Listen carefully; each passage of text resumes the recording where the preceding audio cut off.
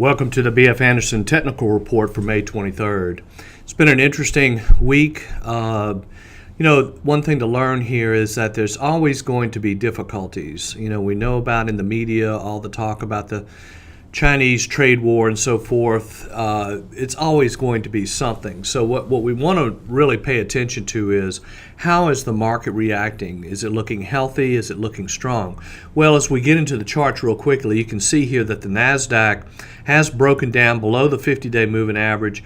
However, we're trying to consolidate in that area. Volume has been, remarkably low. We're not seeing a tremendous amount of selling. But the index is below the lower moving average, and that would say just continue to exercise caution here. The NASDAQ weekly, the 35-week moving average has basically continued to flatten out, if not kind of turning down a little bit. Again, last week, volume was somewhat above average. The week before, a little bit above average, but nothing dramatic on a weekly basis. But the main thing is we are continuing to hold above the 35-week. Really would like to see that index or that moving average turn up. Not happening yet. Same kind of thing with the advanced decline line. Advancers are not really outnumbering decliners. We're now moving sideways. We are in a consolidation at this point. High-low index, we're not seeing a lot of new highs. We're starting to see some new lows. You can see what's happening here. This graph is broken down. Now, what we would like to see, of course, is to get it to stabilize somewhere in this area and turn back up again. New lows yesterday were 80. This is on the New York Stock Exchange. We had 80 new lows yesterday.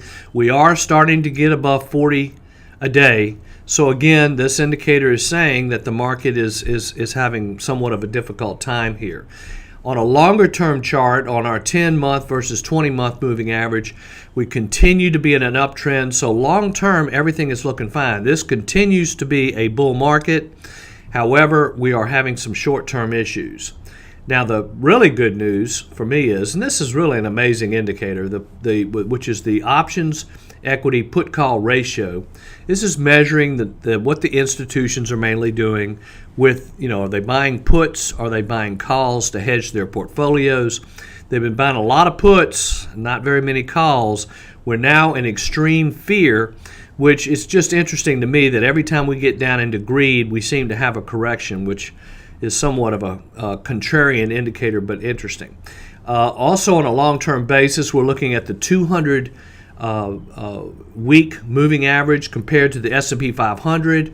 You can notice here since 2011, when we broke above the moving average, every time we come down and test this 200-week moving average, we seem to resume the uptrend, and we're really not even close to retesting the moving average at this point. So this, again, is just basically we're dealing with consolidation. Now, as I mentioned last week, the small caps, you have to really understand that until the small caps get moving, the small companies, companies that have market capitalizations between $1 billion and $5 billion, those are considered small caps. And you have the mid caps, which are $10 billion to say $50 billion. And then you have large caps, $50 billion to $100 billion. And the mega caps are things like Amazon that are around $1 trillion. So the small caps are the most lucrative area to invest. However, it's one of the riskier, risk to return. And until we start to see the small caps get going, I think this market's going to continue to consolidate. Now, the main thing is on this latest pullback, we have held in this general support area. If we break down below 1,500, that would be a real warning. However, a break above 1,600. So it could go either way, but we're moving sideways is the bottom line. Now, what's also interesting about the average stock. Remember, the Value Line Geometric Index is an equally weighted index of 1,700 stocks. It's not market cap weighted, so you really get more of a truer picture of what's going on. So, for basically 16 years, we have been stuck in this box, this large box. Then around 2016, we broke out, had a nice rally in 2017, but the correction that started in September, October of 2018 brought us all the way back down into that box again. Then we rallied back up into this 540, 550 area.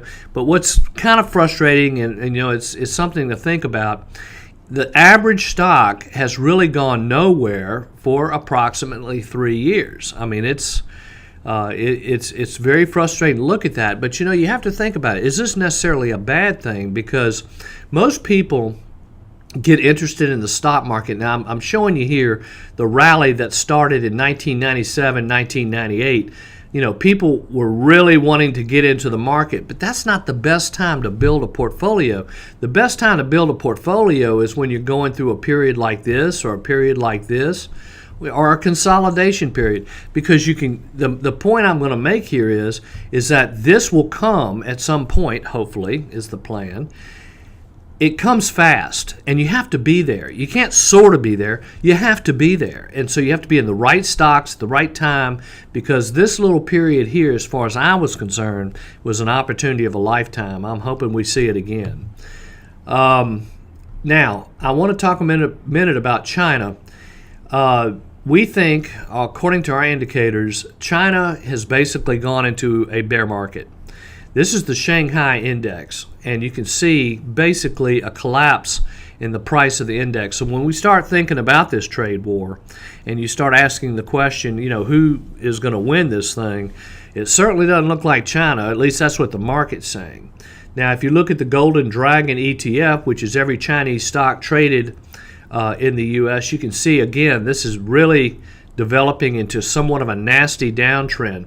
And then things that are getting affected the most here in the U.S.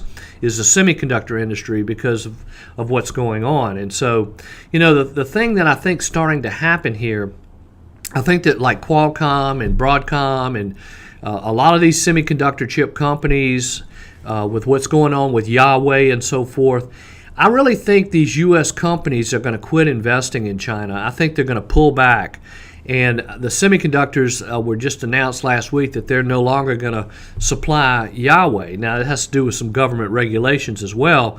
But I really think what's going on with China right now is that U.S. manufacturers or U.S. corporations, large corporations that were planning on investing in China, I think they're going to pull back. And I think people are realizing that this is going to be a long, protracted process.